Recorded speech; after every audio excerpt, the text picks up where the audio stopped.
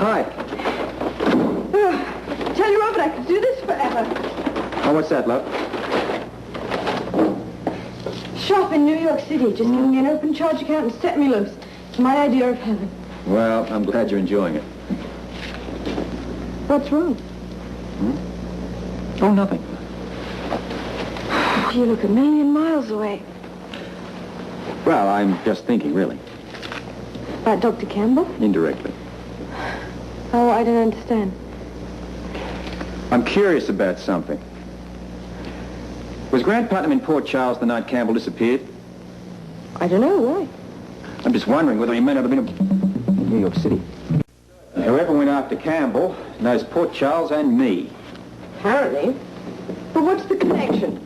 Who back home is linked to both of you? The one person in Port Charles who was in contact with me and Campbell was Grant Putnam.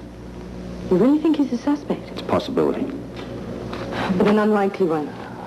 Well, I know it's a long shot, but let's face it. I mean, this case is hardly top-heavy in clues. But Grant Putnam. It's the only link between the both of us. Don't you think you're putting a little too much weight on the note that was found with Dr. Campbell's tape recorder? Well, that's all I have to go on, love. Yet maybe it was meant to put you off track. At this point, I'm not on any track at all. I mean, even a false one's better than nothing. I mean, at least it's a place to start. The note implied that you stopped whoever this person is from getting at Dr. Campbell, right? Right. When were you around to do that? I've not the slightest idea. Was there any such incident with Grant Putnam? None that I can remember. I don't know, Robert. What would Grant Putnam have to gain by killing Dr. Campbell if he really is dead? I don't know, love. I don't have any answers. I'm sitting here trying to pull together a few pieces and nothing fits. And Grant Putnam really did seem genuinely upset when he found out that Dr. Campbell was missing. Seems so to me. Why would he risk everything to get rid of his former psychiatrist? I'm not saying he did. I'm just examining all the possibilities, even the unlikely ones. Seems to me you're heading for a dead alley. I'm not going to know that till I start to troop down it, am I? What about the psychotic patient theory? Where somebody, we don't know who it is, follows him to Port Charles and tries to do him in.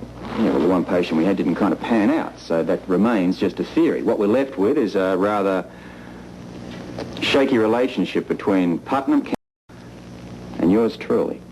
So what are you going to do?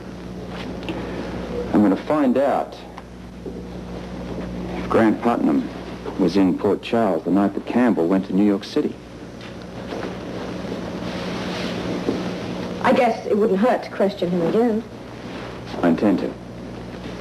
Does that mean we have to go back to Port Charles? You ready for that? No. I'd be quite happy to stay here another month. Well, I'm sorry I can't. However, I guess we can stretch it a few more days. Oh, good. I thought you would be anxious to go back and talk to Grant Putnam. Well, I am, but I've also got to get a line on Ginny Blake. Huh? Oh, should have known there was more business. Come on, love, that's the reason we're here, remember? Speak for yourself. Look, come on. We knew it was going to be like this. Yeah, I suppose, but I did think I might just bump into you occasionally. If it weren't for the fact that we were staying in the same room, I don't think I'd see you at all. Has it been that bad? Oh, I've quite enjoyed the trip. But I would like to see more of you. Bedtime and breakfast isn't good enough? So I'm selfish. I guess I have been a little unavailable of late. Would I have spent all my time shopping if you weren't? What do you suppose I should do about that? I think you should allocate a lot more of your time for me.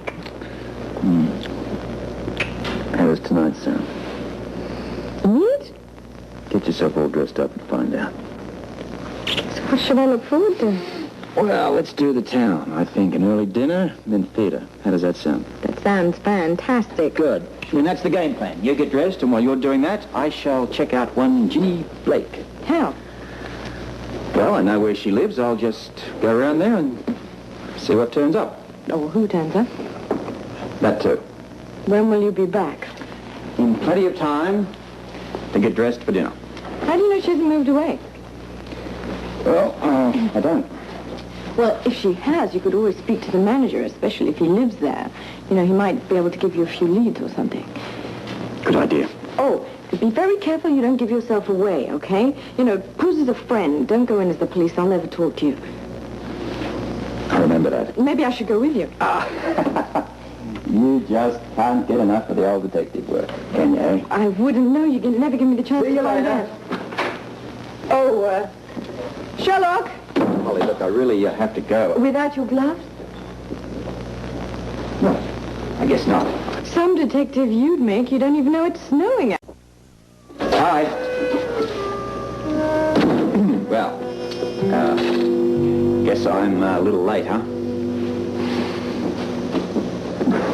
I can explain. Well, you see, what happened was that Ginny was a little late in getting back. And so I decided to hang around, and, well, when she got back, we chatted for a little, and here I am. What did you do? Take her to the dinner and theater? Oh, come on, Holly, please, I I'm know, sorry. business comes first, and second, and third. I don't think I even come in the top 10. Oh, darling, that's not true. Come on, look. You know that you're numero uno with me. Mm-hmm. Yes, that's why you stood me up. Look, I've been trying to shake Ginny Blake's story regarding the bribe. Which is? That Rick solicited the payoff. She claims was made on behalf of DeLise. Under orders from Brock. Well, that part's a bit unclear. However, she did say that it had nothing to do with her being Mike's mother. Can you believe that? You don't? Of course not. It's the biggest load of rubbish I ever heard. It's obvious that Brock was using Mike to get at Rick. Well, he figured that Rick would back down and reopen DeLise rather than be raked over the coals by the press as a corrupt public official. Well, when he refused to stand down, then Brock panicked and he just went too far. What's so funny? I'm sorry, go on. Oh, you think I'm wrong? No, I mean, you're probably right. However, you are without a doubt the most mercurial person I've ever met. What's that got to do with it? Well, just a few minutes ago, you were roaring crazy mad at me. Now, you've forgotten it. I have not forgotten. Oh, yes, you had until I reminded you. And you want to know why? No. Because you love playing detective. And I do a very good job at it, too. You'll do. Give me a couple of days and I could solve this case. Yeah, well, I'd sooner take you to dinner. You are still hungry. I'm famished. Well, we'll have to do a rain check on the theatre, but, well, you at least have the benefit of my company for the remainder of the evening. How's that? Maybe after 2. Well, that's fine, as long as you promise to tell me all about the Ginny Blake case whilst we die. Don't you ever think of anything else but business? Now, about Ginny Blake. Oh, come on, love, I haven't even had my first jug of martinis yet. Well, you shouldn't waste valuable time. This is an important case. They all are. Oh, that reminds me. Whilst I was sitting waiting for you, I had a lot of time to think. You like to rub it in, don't you? What you were saying about talking to Grant Putnam again, I think you're absolutely right. You have to question him about Dr. Campbell's disappearance.